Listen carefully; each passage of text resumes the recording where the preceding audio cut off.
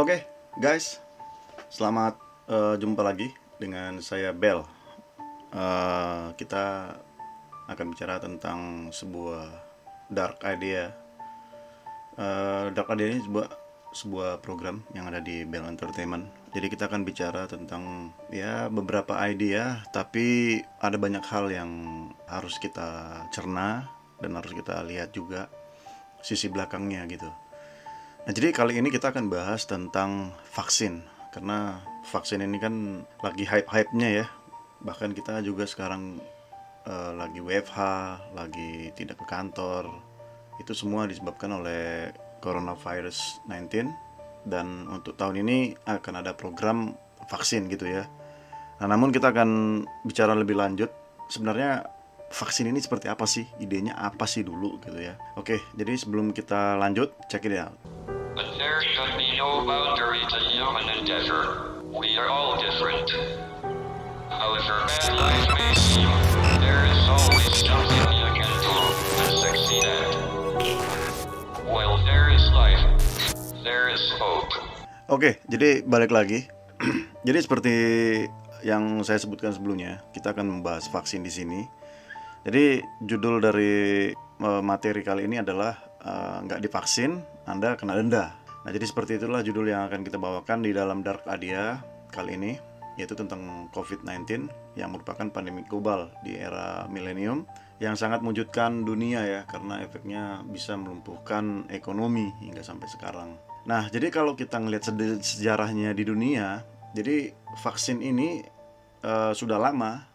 Nah, jadi sebelum vaksin itu kan ada yang disebut dengan wabah gitu. Nah, jadi ternyata wabah di dunia ini bukan hanya terjadi baru era milenium, tapi dari dulu, dari tahun 100-an itu juga sudah ada. Nah, jadi gue akan jelasin sedikit tentang sejarah tentang wabah ini. Oke, jadi kita mulai sejarahnya. Jadi dari tahun 165 sampai 180 itu ada disebut dengan Antoni Pelgiu. Itu terjadi di Roman Empire. Dan itu mengakibatkan 5 juta orang meninggal dunia. Baru selanjutnya di tahun 541 sampai 542 ada disebut dengan Plague of Justinian. Itu diinfeksi oleh tikus yang menyebabkan hampir 50 juta orang meninggal pada saat itu. Lalu ada lagi tahun 735 sampai 737, itu adalah disebut dengan Japanese Smallpox yang menyebabkan 2 juta orang meninggal dunia. Lalu di tahun 1545 sampai 1548 disebut dengan Cocolicli yang terjadi di Meksiko, suku Aztec, dan itu menyebabkan 8 juta orang meninggal dunia. Lalu tahun 1817 hingga 1824 di situ timbul kolera dan menyebabkan 1 juta orang meninggal dunia. Selanjutnya tahun 1852 sampai 1860 itu terjadi lagi kolera pandemik yang menyebabkan 500 juta orang meninggal di India dan Nepal. Lalu di tahun 1855 sampai 1959 itu terjadi lagi Third Plague Pandemic yang menyebabkan 12 juta orang meninggal dunia yang terjadi di Cina dan India. Lalu di 1918 sampai 1922 itu waktu terjadinya Perang Dunia Pertama, terjadi yang namanya tipus pandemik yang terjadi di Eropa dan menyebabkan 50 juta orang meninggal dunia. Nah, di tahun yang sama juga di tahun 1918 sampai 1930 terkenal dengan Spanish flu yang disebut dengan flu paling mematikan di seluruh dunia ya, sehingga sampai saat ini, dan dikenal dengan peristiwa 1918 flu pandemik. Hal itu menyebabkan hampir 500 juta orang meninggal dunia. Ngeri banget ya. Nah, kemudian di tahun 1956 sampai 1958 itu terjadi lagi Asian flu pandemic yang terjadi di Cina. Lalu 1968 di Hong Kong flu terjadi menyebabkan 1 juta orang meninggal dunia. Dan tahun 1981 baru ditemukan yang namanya HIV atau AIDS yang menyebabkan ternyata 30 juta orang meninggal dunia.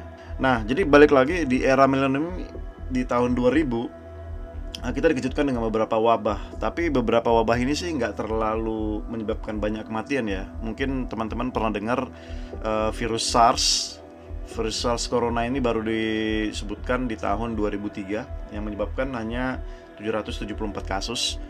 Baru kemudian lanjut lagi 6 tahun kemudian di tahun 2009 itu adalah swine flu, itu menyebabkan 150.000 orang terkena. Kemudian tahun 2012 itu ada MERS yang terjadi di daerah Arab Saudi, itu menyebabkan 866 terinfeksi. Lalu tahun 2014 hingga 2016 dikenal dengan Ebola yang terjadi di Afrika yang menyebabkan 11.000 orang meninggal dunia saat itu.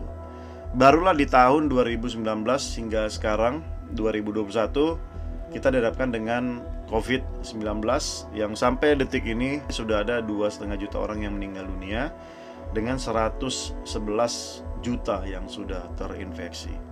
Oke, nah jadi balik lagi, kalau kita melihat bahwa sejarah dari pandemik ini bukan terjadi tahun 2000 kesekian ya sampai sekarang, tapi ternyata sudah terjadi di tahun 100-an setelah Masehi. Jadi kita berpikir bahwa sebenarnya virus ini adalah alami.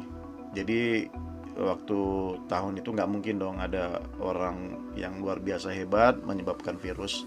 Nah, namun kita akan teliti lebih dalam. Apakah virus corona ini menjadi buatan manusia atau dalam artian virus alami tapi dimodifikasi? Nah, akan banyak hal-hal yang akan mau kita bicarakan. Nah, jadi ini pertama kali yang sangat mengejutkan adalah waktu Bill Gates pada tahun 2018, itu sekitar 5 tahun lalu, dalam acara TED dengan judul The Next Outbreak, We Are Not Ready. Jadi dalam acara tersebut dia menyebutkan bahwa di awal sekali dia berpikir bahwa manusia itu dimusnahkan dengan nuklir. Namun setelah dia berpikir bahwa ternyata cara membunuh manusia yang lebih efisien yaitu dengan menginfeksi virus. Nah, jadi di dalam penjelasannya dia memperbandingkan dengan virus Ebola yang terjadi di Afrika sekitar tahun 2014. Jadi dia mengatakan bahwa kematian Ebola itu menyebabkan hampir 10.000 orang itu dalam 428 hari. Jadi sangat cepat ya pembunuhannya. Nah, jadi kalau dia menyatakan bahwa pembunuhan Ebola ini terjadi secara alami, dan bisa saja dengan model seperti ini dia memberikan kesimpulan bahwa akan ada beberapa teroris di sana yang menggunakan bioterorisme untuk menggunakan Ebola ini untuk membunuh umat manusia. Dan dia mengatakan bahwa dengan kejadian ini akan menyebabkan kerugian atau krisis ekonomi itu hampir sebesar 3 triliun dolar.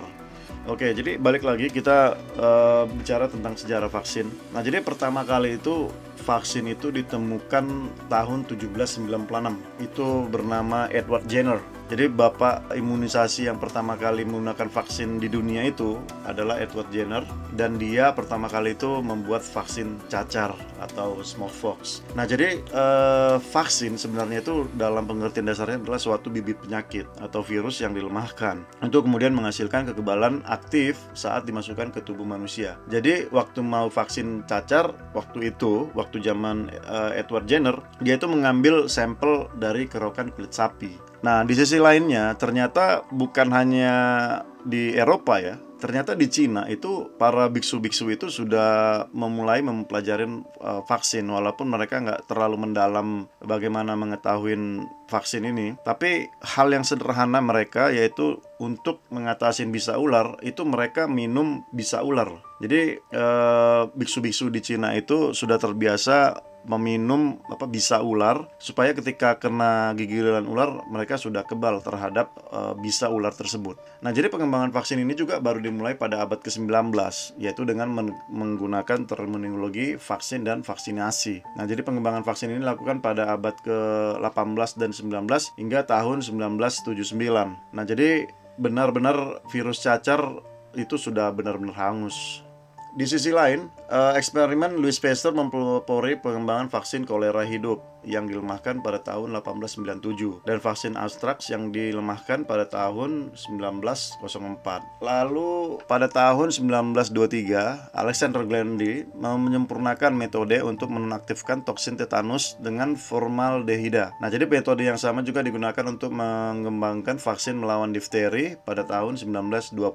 Lalu pengembangan vaksin pertussis memakan waktu lebih lama dengan vaksin sel utuh pertama kali dilisensikan yang digunakan di PAS pada tahun 1948. Jadi, pengembangan sekarang itu metode untuk membuat vaksin yaitu dengan metode kultur jaringan.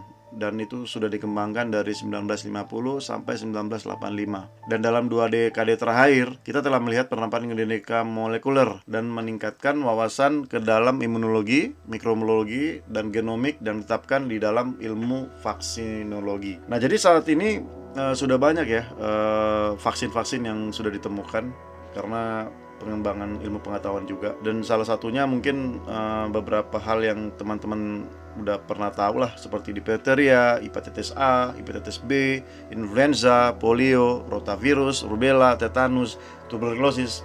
Nah, semua itu sudah ada vaksinnya sampai sekarang. Makanya jangan heran kalau anak-anak sekarang, bayi-bayi sekarang itu banyak banget ya divaksin ya, mulai dari umur 1 bulan hingga sampai 5 tahun. Jadi ya benar-benar bahwa vaksin ini akan selalu ada di tubuh kita mulai dari kecil. Oke, selanjutnya kadang-kadang kita bertanya ya, sebenarnya buat vaksin itu berapa lama sih sebenarnya ya? Jadi apakah ya seperti virus untuk vaksin corona ini kan terlalu cepat ya, nggak nyampe dengan 1 tahun. Nah, jadi berdasarkan penelusuran kami itu kita ngelihat video di YouTube yang diterbitkan tahun 2016 oleh GSK. Jadi GSK ini salah satu perusahaan vaksin terbesar juga di dunia. Nanti akan saya jelaskan. Nah, jadi mereka mempublikasikan yaitu bagaimana membuat sebuah vaksin itu dihasilkan. Nah, jadi ternyata untuk membuat vaksin itu hanya butuh waktu 26 bulan. Nah, jadi butuh hanya 26 bulan, ya sekitar 2 tahun lah ya untuk memproduksinya. Tapi jangan salah, waktu yang terlama digunakan oleh para saintis untuk menemukan vaksin itu bukan memproduksinya, tapi melakukan research, development, dan approval. Dan yang paling sulit sebenarnya approval ini. Nah, jadi kalau misalkan ada sebuah virus kemudian dibuat vaksinnya, itu research and development-nya lama banget. Itu bisa hampir 10-30 tahun. Itulah proses yang paling lama dalam pembuatan virus tersebut. Namun setelah sudah mendapatkan approval, itu ada beberapa step yang dilanjutkan, itu sekitar 8 step. Jadi yang pertama itu adalah assembly raw material, itu sekitar 2 minggu. Kemudian produksi di antigen in large quantities, itu sekitar 12 bulan. Lalu decoupling proses for conjugate vaksin, itu sekitar 1 minggu. Lalu combining all ingredients, itu dalam 1 minggu. Kemudian filling the intermediate approval, itu sekitar 8 bulan. Lalu packaging, itu sekitar 9 minggu. Lalu final lot release, itu 9 minggu. Lalu distribution, itu sekitar 2 minggu. Nah, jadi proses-proses tersebut yang harus dilewatin kalau misalkan sebuah vaksin ini diproduksi hingga sampai didistribusikan. Jadi total itu hampir ada ya sekitar 32 tahun lah ya untuk satu vaksin. Di sisi lain, di sisi waktu, biaya pembuatan vaksinnya juga mahal banget. Jadi dulu itu pembuatan vaksin malaria itu hampir sekitar 1 miliar dolar atau sekitar 14 triliun untuk menghasilkan satu vaksin. Gila, mahal banget ya. Jadi selanjutnya kita akan bahas beberapa perusahaan yang terbesar di dunia yang menghasilkan vaksin. Di data yang saya peroleh itu ada sekitar 15 perusahaan yang terbesar di dunia yang berperan aktif dalam menghasilkan vaksin. Namun saya akan sebutkan hanya 5 perusahaan saja yang sangat-sangat besar dari 15 ini. Nah, yang pertama itu adalah Sanofi. Itu market cap-nya itu sekitar 121 billion yang berada di Prancis dengan revenue itu sekitar 40 billion dolar. Lalu yang kedua itu AstraZeneca, itu sekitar 133 billion dolar market cap-nya. Itu berasal dari Inggris dan Swedia dengan revenue sekitar 23 juta US dollar. Lalu ada Merck, itu market cap-nya sekitar 210 billion yang dibuat di US dan Kanada dengan revenue mereka itu setahun sekitar 46 billion dolar. Lalu ada Pfizer, itu sekitar 296 billion dengan revenue setahun sekitar 51 billion. Lalu ada Johnson & Johnson yang ada di US juga, itu memiliki revenue sekitar 82 billion dolar. Nah, jadi selain dari kelima perusahaan di atas, ada beberapa perusahaan lagi, yaitu di Cadila yang berasal dari India. Lalu ada Sinopharm dari China. Kemudian ada Novavax, itu dari US. Lalu ada CanSino dari China. Lalu ada Kangtai dari China. Kemudian ada dari CureVac, itu dari Jerman. Lalu ada BioNTech, Jerman. Lalu ada Chongqing Jinfei, itu dari China. Kemudian Moderna dari US. Dan kemudian GlaxoSmithKline atau GSK yang sebelumnya saya sebutkan bagaimana mereka memproduksi video pembuatan vaksin yang juga berasal dari US. Jadi kita balik lagi ke Indonesia. Jadi kemarin itu lagi ada ribut-ribut ya masalah vaksin ini. Jadi waktu itu seorang DPR yang bernama Ripka Taning, dia menolak mentah-mentah untuk vaksin ini. Jadi dia bilang bahwa vaksin ini belum terlalu diprioritaskan karena itu kan ada anggaran ya yang harus dikeluarkan. Jadi dia bilang bahwa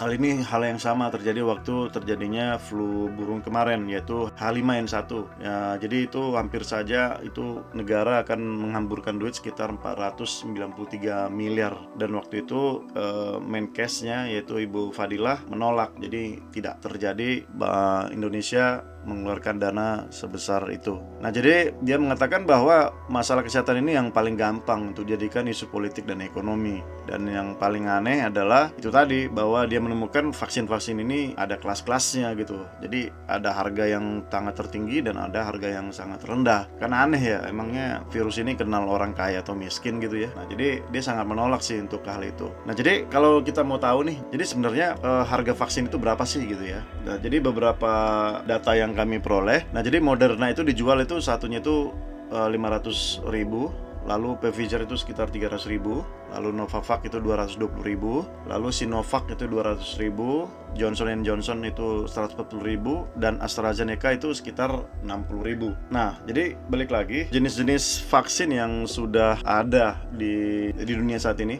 yaitu untuk virus COVID-19, itu ada Sputnik 5, itu berasal dari Rusia, lalu Pfizer BioNTech, kerjasama antara US sama Germany, lalu ada Oxford atau AstraZeneca yang diproduksi oleh Inggris dan Swedia, lalu ada Moderna yang diproduksi di US, lalu ada Sinopharm yang diproduksi di China, Sinovac dari China, dan kemudian Covaxin itu dari India. Nah, jadi beberapa negara ini sudah melalui program yang melakukan penyuntikan vaksin. Jadi berdasarkan data yang telah diperoleh dari WHO, total sudah mendapatkan suntikan vaksin itu sudah berjumlah 221 juta jiwa di seluruh dunia. Jadi komponen-komponennya itu ada United States, European Union, United Kingdom, Israel, Brazil, UAE, Chile, Bangladesh, Indonesia, dan Meksiko. Jadi negara-negara ini yang sudah menerapkan vaksin yang sudah beredar sekarang. Oke, jadi balik lagi, kita akan bahas tentang sebenarnya komposisi di vaksin itu apa aja sih gitu ya. Nah, jadi kalau kita mau melihat ini salah satu contohnya,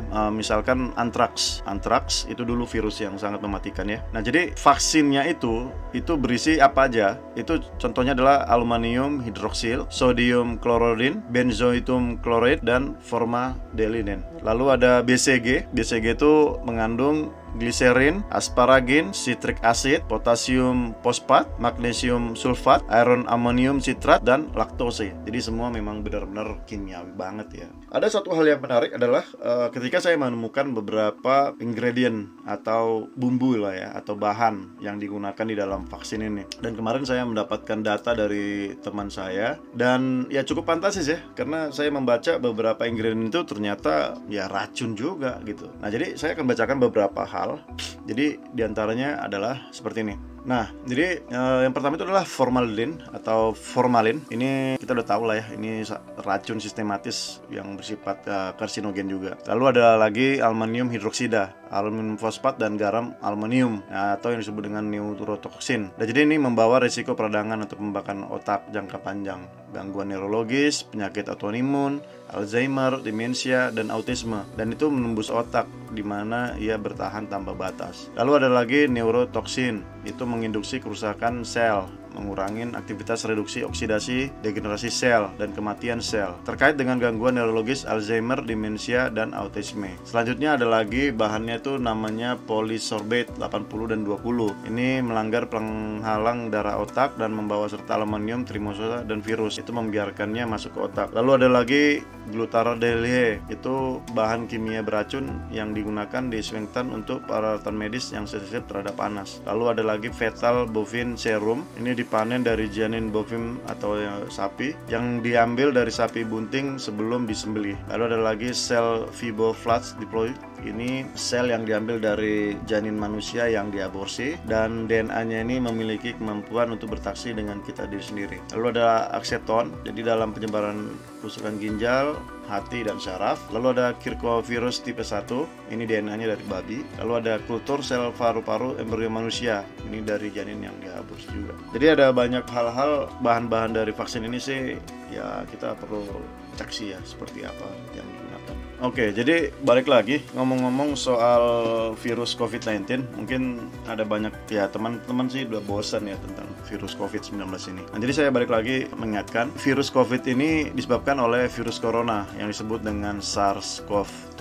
Nah, jadi jenis coronavirus ini sudah ada sebelumnya ya di tahun 2003. Kata mereka sih tahun 2019 corona kemarin itu ada bentuknya berbeda, mungkin mutasinya atau bagaimana, tapi itu sangat berbeda dengan tahun-tahun yang sebelumnya. Makanya COVID itu sendiri sih dia punya beberapa varian ya, hingga sampai sekarang disebutlah dengan variannya COVID-19. Nah, jadi virus ini juga bisa menyebar atau tertular itu melalui kontak dengan orang lain. Kalau ada yang bilang itu melalui udara atau sebagainya, saya nggak percaya sih ya. Tapi mungkin melalui droplet gitu ya, waktu Anda bersin kena droplet, ya itu mungkin saja karena itu kontak langsung dengan si penderita. Nah, jadi orang-orang dengan COVID-19 ini sebenarnya memiliki gejala. Jadi mulai dari gejala ringan sampai gejala parah, dan gejala yang mungkin muncul itu 2-14 hari. Nah, gejala-gejalanya itu diantaranya adalah seperti demam atau menggigil, batuk, sesak nafas, kelelahan, nyeri otot, atau tubuh sakit kepala, kehilangan rasa bau atau sakit tenggorokan, hidung tersumbat dan meler, mual, dan muntah-muntah diare. Ada permasalahan baru yang kita temukan. Jadi ternyata seperti vaksin Pfizer-BioNTech itu belum mendapatkan persetujuan dari FDA di US. Jadi FDA ini adalah Food and Drugs Administration, yaitu semacam BPOM lah yang ada di Indonesia. Jadi BPOM itu adalah Badan Pengawas Makanan dan Obat-obatan. Nah, sampai saat ini kita mendapatkan datanya tanggal 25 Februari 2021 itu belum disetujuin. Dan apa yang dikatakan di sana adalah bahwa vaksin ini di dalam pernyataan mereka bebas untuk ditolak gitu. Jadi bebas, misalkan kita mau menolak untuk divaksin itu bebas. Nah, jadi hal yang sangat menarik adalah ketika pemerintah daerah menyatakan bahwa vaksin itu diwajibkan dan kalau menolak akan kena denda. Namun pernyataan resmi dari salah satu pembuat vaksin COVID-19 justru menyarankan untuk bisa menolak untuk menerima suntikan vaksin ini karena efek samping yang ditimbulkan juga belum ketahuan. Bahkan dalam pernyataannya mengatakan bahwa sampai saat ini belum ada yang mendapatkan approval alternatif soal vaksin ini. Nah, hal yang menarik adalah ketika biasanya kandungan dari vaksin itu adalah virus yang telah dilemahkan, namun Pfizer-BioNTech ini justru mengandung yang namanya mRNA atau messenger RNA. Nah, selanjutnya ini kan jadi pertanyaan ya, apabila disuntik oleh vaksin 19 ini apakah langsung tahan terhadap virus ini atau tidak gitu. Pernyataan resmi belum ada sih untuk hal ini. Nah, oke. Jadi beberapa hari yang lalu saya dapat bocoran data. Jadi ada seorang dokter yang melakukan percobaan ya. Jadi dia sudah mendapatkan suntik vaksin dan dia itu juga sudah memberikan ke anaknya yang kedua, lalu menantunya, lalu anaknya yang pertama. Dan apa yang terjadi adalah ternyata butuh waktu sekitar 4-8 minggu proses barulah imun itu bisa bekerja. Nah, jadi dokter yang sudah berumur 66 tahun ini dia melakukan vaksin dan apa yang terjadi adalah imunnya itu baru tumbuh sekitar H1+18. Jadi kita akan bicara tentang hal yang sangat menarik, yaitu beberapa hal konspirasi ya yang ada di masyarakat. Jadi beberapa konspirasi itu ya ada diantaranya seperti Disney itu meramalkan corona ini dengan film Rapunzelnya gitu ya. Jadi seolah-olah Disney sudah membuat film yang akan meramalkan bahwa corona akan terjadi. Lalu ada juga yang menyebutkan bahwa corona ini sebagai kontrol terhadap depopulasi manusia. Lalu ada yang bilang lagi bahwa corona ini akan menjadikan negara dunia itu menjadi satu, lalu akan menjadi one world, one currency. Lalu ada juga yang menyatakan bahwa ini akan menjadi new big things, brother eye gitu ya. Jadi yang akan menciptakan nanoteknologi untuk men-tracking, lalu mengontrol semua kehidupan yang ada di manusia. Ada lagi jaringan 5G yang akan sangat membantu molekul yang disuntik dalam tubuh untuk berkembang biak dan memberikan kontrol secara penuh terhadap tubuh. Dan yang terakhir ada lagi konspirasi menyatakan bahwa pemaksaan vaksin global yang diuntungkan adalah Big Pharma. Nah, jadi memang banyak sekali ya pro dan kontra tentang vaksin ini. Sampai-sampai ya ada juga komunitas anti vaksin. Bahkan di Indonesia sendiri, yaitu Jerings, dia terdakwa kan, dan sudah dipenjara juga 2 tahun karena dia ya menyebarkan isu bahwa vaksin itu berbahaya dan kemudian vaksin itu tidak diperlukan oleh masyarakat. Nah, jadi ada beberapa kasus sih yang terjadi di Amerika. Nah, ternyata beberapa anti vaksin ini, komunitas-komunitas ini banyak diinisiasi oleh dokter itu sendiri. Bahkan sampai saya pernah baca ada beberapa materi undang-undang gitu ya yang membuat para medical ini untuk tidak menyebarkan isu-isu yang bersifat anti vaksin. Jadi ada beberapa kasus sih yang mereka sebarkan. Di antaranya itu ada yang menyatakan bahwa efek samping dari vaksin campak, mumps dan rubella yang diteliti oleh Andrew Wakefield dan dia menggunakan 18 sampel itu menyebabkan 12 orang mengarah ke gejala autis. Tapi sampai berita mitos-mitos ini di publik itu ternyata hoax ya. Jadi isu-isunya itu tidak benar. Lalu kemudian ada lagi bahwa vaksin diphtheria, pertussis atau DPT dan tetanus itu bisa menyebabkan sindrom kematian mendadak pada bayi. Tapi setelah diteliti juga ya sama. Ini hanya permainan aja. Lalu ada juga vaksin yang dibuat dengan menggunakan kandungan babi. Jadi yang disebut dengan gelatin. Dan memang gelatin ini sudah digunakan di influenza, rabies, tifoid, cacar air, dan MMR. Nah, jadi salah satu ya bahan lah ya atau ingredient untuk penyempurnaan dari pembuatan vaksin itu adalah gelatin. Namun gelatin ini sebenarnya ada dari beberapa hewan ya, ada sapi. Nah, namun yang terbaik katanya sih dari gelatin babi ya. Itu saya juga tidak tahu. Nah, jadi perusahaan yang memproduksi ini itu ada Sinovac, Sinopharm, dan CanSino. Jadi untuk pembuatan vaksin 19 ini mereka menggunakan itu juga, tapi sampai saat ini mereka belum ada pernyataan resmi sih apakah vaksin yang mereka gunakan itu menggunakan gelatin dari babi. Nah, jadi berbicara tentang gelatin ini, jadi tahun 2020 tanggal 23 Desember itu otoritas tertinggi Islam yang ada di Uni Emirat Arab menyatakan bahwa vaksin itu yang mengandung babi itu diizinkan dengan alasan kemanusiaan. Sedangkan beberapa pemimpin muslim negara di dunia termasuk di India juga memperdebatkan masalah ini. Nah, selain itu di beberapa negara juga sudah menerapkan denda dan penjara bagi orang tua yang melarang anaknya untuk divaksin. Bahkan di Jakarta sendiri sudah diterbitkan peraturan daerah DKI nomor 33 tahun 2020 tentang penanggulangan COVID-19 yang menyatakan bahwa bagi siapa yang menolak vaksin itu akan didenda 5 juta rupiah. Nah, jadi di sisi lain juga platform digital seperti Facebook, Instagram itu akan menurunkan ranking-ranking konten-konten di newsfeed yang berisi tentang anti vaksin dan juga tentang konten-konten 5G yang menghubungkan COVID-19 vaksin dengan teknologi 5G. Nah, jadi begitu aja bahasan kita Dark Side kali ini yaitu tentang vaksin. Jadi silahkan Anda menilai bagaimana sejarahnya vaksin ini, kemudian bagaimana vaksin ini dibuat, lalu siapa perusahaan-perusahaan pembuat vaksin ini, dan siapa yang diuntungkan dan siapa yang dirugikan, kemudian apa efek-efek yang terjadi apabila Anda menggunakan vaksin, lalu apa yang terjadi juga jika Anda menolak vaksin. Nah, jadi dua sisi sih ya, dilema ya. Satu sisi vaksin itu untuk membuat kita kebal terhadap virus gitu ya, imun. Namun satu sisi kita belum tahu sih efek sampingnya yang jelas itu seperti apa, karena efek samping itu kan nggak bisa langsung kelihatan, tapi dalam jangka waktu yang lama. Jadi begitu aja teman-teman, kita bicara tentang dark vaksin. Semoga data yang kami sampaikan bisa berguna bagi teman-teman, dan kami menyarankan bahwa ya gunakanlah fasilitas yang ada. Pemerintah telah menggratiskan vaksin. Semoga kita cepat terlepas dari jeratan COVID-19, semua bisa kembali normal, dan kiranya hal-hal yang negatif atau berpikiran tentang konspirasi-konspirasi tentang vaksin ini tidak terlalu panjang untuk dipikirkan, dan tetap jaga kesehatan dan ikutin 3M. Oke, sekian dari kami. Dah.